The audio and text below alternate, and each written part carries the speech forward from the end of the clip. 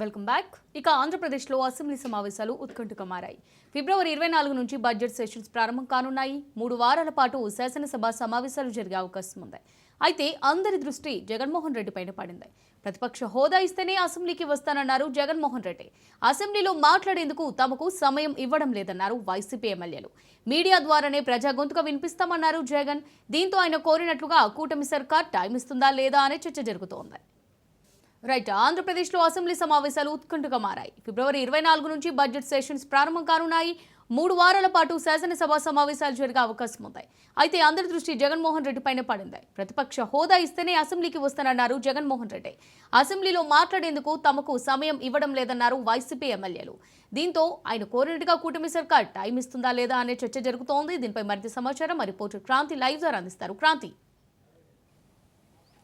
యశమూల్య, ఆంధ్రప్రదేశ్ శాసనసభ సమావేశాలు ఈ నెల 24 నుంచి ప్రారంభం కానున్నాయి. అయితే ఈ సమావేశాలకి సంబంధించి 2 రోజుల పాటు అటు కొత్తగా ఎన్నికైన శాసనసభ సభ్యులకి సంబంధించి అవగాహన సదస్సు నిర్వహించే విధంగా 2 రోజులు 22, 23 ఈ 2 రోజులు కూడా 22వ తారీఖున పార్లమెంట్ స్పీకర్గా ఉన్న ఓం బిర్లా 22వ తారీఖున విచ్చేస్తారు. అదేవిధంగా 23 మాజీ ఉపరాష్ట్రపతిగా ఉన్న వెంకయ్యనాయుడు 23వ తారీఖు వస్తారు. ఈ అవగాహన సదస్సులకు సంబంధించి ఆ రోజు ఏవైతే ఓరియంటేషన్ క్లాసెస్ ఉంటాయో, సభ ఏ రకంగా నడుస్తుంది, సభ వ్యవహారాలు ఎలా ఉంటాయి, సభలో బిజినెస్ అవర్స్ ఏ రకంగా ఉంటాయి, సభలో ప్రశ్నోత్తరాలు ఏ రకంగా కొనసాగుతాయి అనే అంశాలన్నిటిపైన కూడా సభలో ఏ రకంగా నడుచుకోవాలనే అన్నిటి కూడా ఈ అవగాహన సదస్సులో అవగాహన కలిగించే అవకాశం ఉంటుంది. దాదాపు అనేక మంది సభ్యులు శాసనసభ సభ్యులు కొత్తగా ఎన్నికయ్యారు. ఈసారి దాదాపు 80 పైన మందే శాసనసభకి కొత్తగా ఎన్నికైన సభ్యులు ఉన్నారు. కాబట్టి ఈ అవగాహన సదస్సుల ద్వారా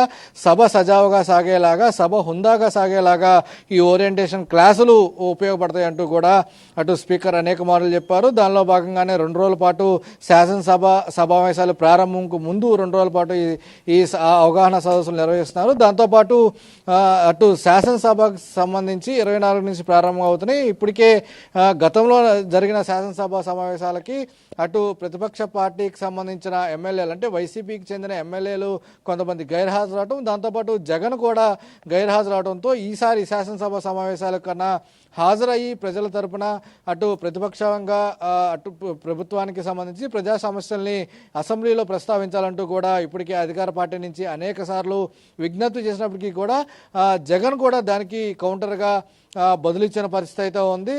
అసెంబ్లీలో ప్రతిపక్షం అంటూ లేదు, ప్రతిపక్షంగా ఉన్న ఏకైక పార్టీ వైసీపీ. అలాంటిది ప్రతిపక్ష హోదా ఎందుకు ఇవ్వరంటూ కూడా జగన్ డిమాండ్ చేస్తున్న పరిస్థితి ఉంది. మరోపక్క దానికి అటు కూటమి పార్టీలకు నుంచి ప్రతిపక్షం అనేది ఒకళ్ళు ఇస్తే ఇచ్చేది కాదు, ప్రజలు ఇవ్వాలి, ప్రజలు ఇవ్వనప్పుడు మేము ఏ రకంగా ప్రతిపక్ష హోదా ఇస్తామంటూ కూడా కూటమి నేతలు బదులు చెప్తున్న పరిస్థితి అయితే ఉంది. మరోపక్క 24 నుంచి ప్రారంభం కానున్న శాసనసభ సమావేశాలకు సంబంధించి జగన్ ప్రతిపక్ష హోదా ఇస్తే శాసనసభకు వచ్చే అవకాశం కనబడుతుంది. ఎందుకంటే ప్రతిపక్ష హోదా ఇవ్వడం ద్వారా కొంత మాట్లాడే సమయం ప్రతిపక్ష నాయకుడిగా ఎక్కువ ఉండే అవకాశం ఉంది. కాబట్టి ప్రతిపక్ష హోదా లేకపోతే కేవలం ఎమ్మెల్యేగానే తన సమయం కొంతవరకే ఉంటుంది. కాబట్టి పూర్తి స్థాయిలో ప్రజా సమస్యలపైన తాను మాట్లాడలేను అంటూ జగన్ వివరణ ఇస్తూ వచ్చినారు. దాంతోపాటు తనకి ప్రతిపక్ష హోదా ఇవ్వకపోతే ఖచ్చితంగా తన ఇంటి వద్ద నుంచే పార్టీ తాడేపల్లి కార్యాలయం నుంచే ప్రెస్ మీట్ల ద్వారా ప్రజా సమస్యలపైన అటు అసెంబ్లీ సమావేశాలు జరుగుతున్న తరుణంలోనే తను కూడా ప్రసంగిస్తాను,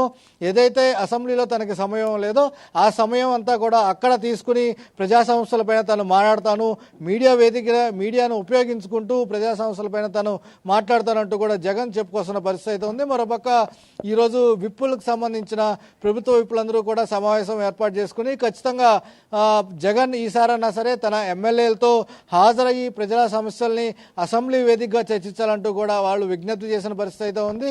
ఏదైనప్పటికీ కూడా మరోపక్క అటు వైసీపీకి సంబంధించిన కొంతమంది కొత్త ఎమ్మెల్యేలు కూడా ఈసారి ఎన్నికైన పరిస్థితి అయితే ఉంది.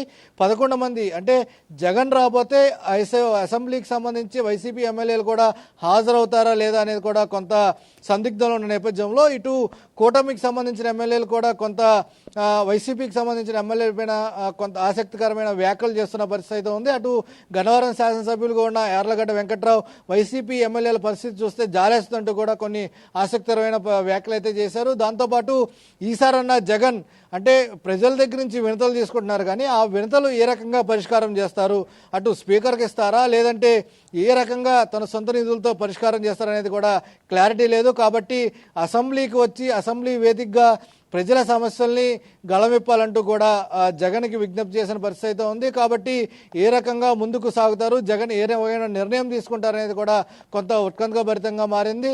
ఈ శాసనసభ సమావేశాలకి జగన్ హాజరవుతారా లేదా, హాజరైతే ఏ రకమైన వాణి అసెంబ్లీలో వినిపించే అవకాశం ఉంది. ఇప్పటికే జగన్ పైన అటు కూటమి నేతలు పెద్ద ఎత్తున విమర్శలు చేస్తున్నారు.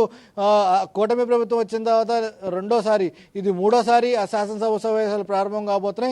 ఈసారన్నా జగన్ రావాలి, జగన్ ప్రజల పక్షాన శాసనసభ వేదికగా ప్రభుత్వాన్ని ఏ ప్రశ్నలు వేసినా కానీ దానికి బదులిచ్చేందుకు, సమాధానం చెప్పేందుకు ప్రభుత్వం సిద్ధంగా ఉంది. కాబట్టి శాసనసభకి అదేవిధంగా జగన్తో పాటు తన 11 మంది అంటే 10 మంది శాసనసభ్యులు కూడా సభకి హాజరవ్వాలంటూ కూడా విజ్ఞప్తి చేస్తున్నారు. మరి దీనికి వైసీపీ నుంచి ఏ రకంగా సమాధానం వస్తుందో కూడా వేచి చూడాల్సిన పరిస్థితి అయితే ఉంది. మరోపక్క జగన్ ఇటీవల ప్రస్తావిస్తూ పూర్తి స్థాయిలో ముఖ్యమంత్రికి కొంత సమయం ఉంటుంది, ఆ సమయంలో ముఖ్యమంత్రి మారుతారు.